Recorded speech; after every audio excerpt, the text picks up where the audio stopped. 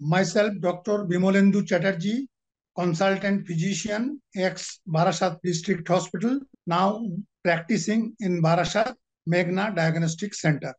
Today, আজকে আমাদের একটা পাবলিক অ্যাওয়ারনেস প্রোগ্রাম নিয়ে আলোচনা করব। Role of sleep position in reducing night time acidity. রাত্রিকালীন অম্লতা হ্রাসে ঘুমের অবস্থানের ভূমিকা।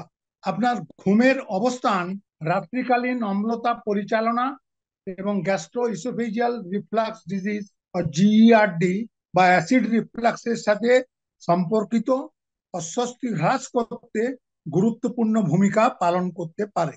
আপনি কিভাবে ঘুমান তার সাথে সহজ সমন্বয় করে এবং আপনি সম্ভাব্যভাবে রিফ্লাক্স পর্বগুলি হ্রাস করতে পারেন এবং আরো আরামদায়ক রাতের ঘুম উপভোগ করতে পারেন। ধড়কে উঁচু করা, শরীরের ওপরের অংশকে উঁচু করে ঘুমানো পাকস্থলীর অ্যাসিডকে খাদ্যনালীতে পুনরায় প্রবাহিত হওয়া থেকে বিরত রাখতে সাহায্য করতে পারে। একটি ওয়েজ আকৃতির বালিশ ব্যবহার করার কথা বিবেচনা করুন এবং সামান্য ঢাল তৈরি করতে পায়ের নিচে ব্লক বা রাইজার স্থাপন করে বিছানার মাথা উঁচু করার কথা বিবেচনা করুন।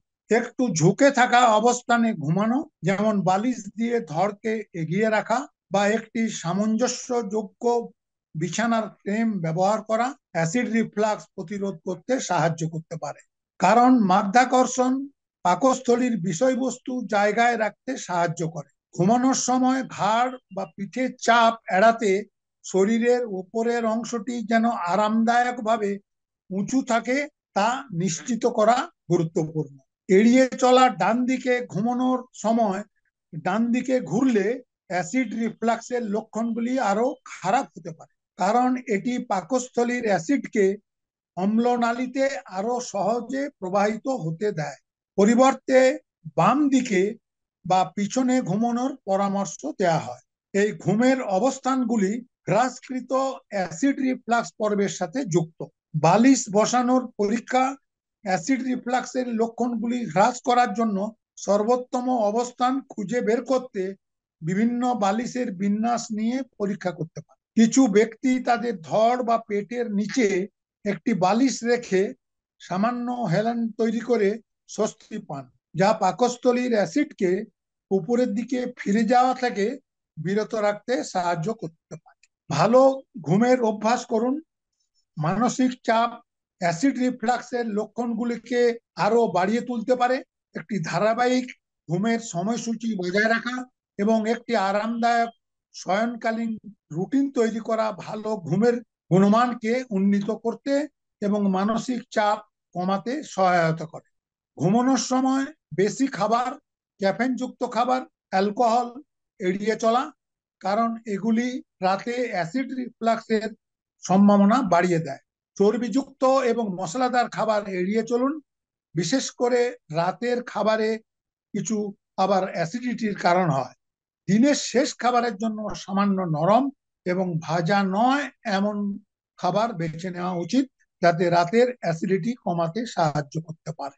আপনার শোবার সময় রুটিনে এই সহজ সমন্বয়গুলি অন্তর্ভুক্ত করে জীবনযাত্রার কয়েকটি পরিবর্তন করে এবং ঘুমের অবস্থানকে অনুকূল করে কার্যকরভাবে রাতের সময় অ্যাসিডিটি হ্রাস করতে এবং সামগ্রিক ঘুমের গুণমান উন্নত করতে পারে। যদি রাতের বেলা অ্যাসিড রিফ্লাক্সের লক্ষণগুলি স্থায়ী হয়, ব্যবস্থাপনা এবং প্রতিরোধ সম্পর্কিত আরো দিক নির্দেশনার জন্য একজন স্বাস্থ্য সেবা পেশাদারের সাথে পরামর্শ করা অপরিহার্য। খাবারের ব্যাপারে ভাত সবসময় নরম খাওয়া উচিত।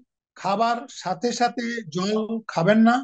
খাবার 15 থেকে 20 মিনিট পরে জল খাবেন। বেশি মশলাদার খাবার, বাইরের ফাস্ট ফুড বা তেল মশলাযুক্ত খাবারগুলো এড়িয়ে চলুন।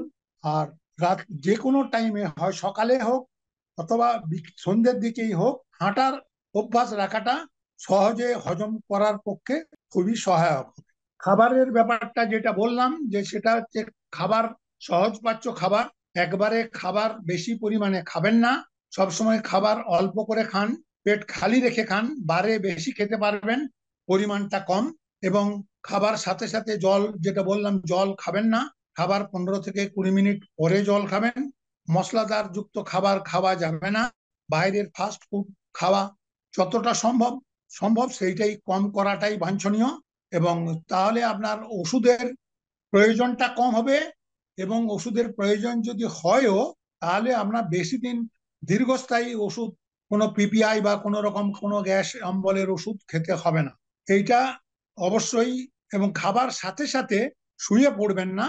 খাবার রাত্রে, বিশেষ করে রাত্রে খাবার পরে অন্তত আধ ঘন্টা থেকে 40 মিনিট হাঁটাহাঁটি করে তারপরে শোবেন। এবং শোবার সময় একটু, যাদের একটু অ্যাসিডিটির ব্যাপারটা বেশি থাকে, তাদের একটু পিঠের দিকটা একটা উঁচু করে বা ঘাড়ের দিকটা উঁচু করে শোয়া উচিত, যাতে অ্যাসিডটা স্টমাক থেকে লোয়ার ইসোফেজিয়াল স্ফিংটার দিয়ে ইসোফেগাসে না যায়, যেটা গ্যাস্ট্রো ইসোফেজিয়াল রিফ্লাক্স ডিজিজের অন্যতম কারণ। এবং আরেকটা জিনিস হচ্ছে কি, সেটা হচ্ছে যে কোনো ধরনের ব্যথার ওষুধ, এনএসএআইডি বলতে যেটা বোঝায় non steroidal anti inflammatory drugs ব্যবহার থেকে বিরত থাকবেন। প্রয়োজনে ব্যথার যদি কোনো প্রয়োজন হয় ওষুধ, প্যারাসিটামল জাতীয় ওষুধ খেতে পারেন, কিন্তু অন্য কোনো ব্যথার ওষুধ বা ওভার দি কাউন্টার কোনো ব্যথার ওষুধ কিনে খাবেন না। রাত্রের খাবারটা বিশেষ করে বলবো যে যারা অ্যালকোহলে অ্যাডিক্টেড তাদের অ্যালকোহল কমানোর জন্য অ্যাডভাইস দেওয়া হচ্ছে। এবং ক্যাফেন জাতীয় খাবার, চা কফি যারা খান বেশি, তারা চা কফিটা যতটা সম্ভব অ্যাভয়েড করবেন। এবং খেলেও লিকার চা খাবার চেষ্টা করবেন, কারণ দুধ বা দুধ জাতীয় জিনিস থেকে অ্যাসিডের সম্ভাবনাটা বেশি থাকে। দুধ জাতীয় জিনিসটাকে এড়িয়ে চলতে হবে, শাক জাতীয় জিনিসটাকে এড়িয়ে চলতে হবে। আর সবজি, সব ধরনের সবজি খেতে পারবেন, কোনো রকম সবজিতে বাধা নেই। আর ফল, সব ধরনের ফল খেতে পারবেন, এইটাতেও কোনো সমস্যা নেই। এটা মেন দরকার, যেটা মশলাযুক্ত খাবার, ভাজা ভাজি, চর্বি জাতীয় জিনিস, এই জিনিসগুলো অ্যাভয়েড করলে আরো ভালো থাকবেন এবং সুস্থ থাকবেন।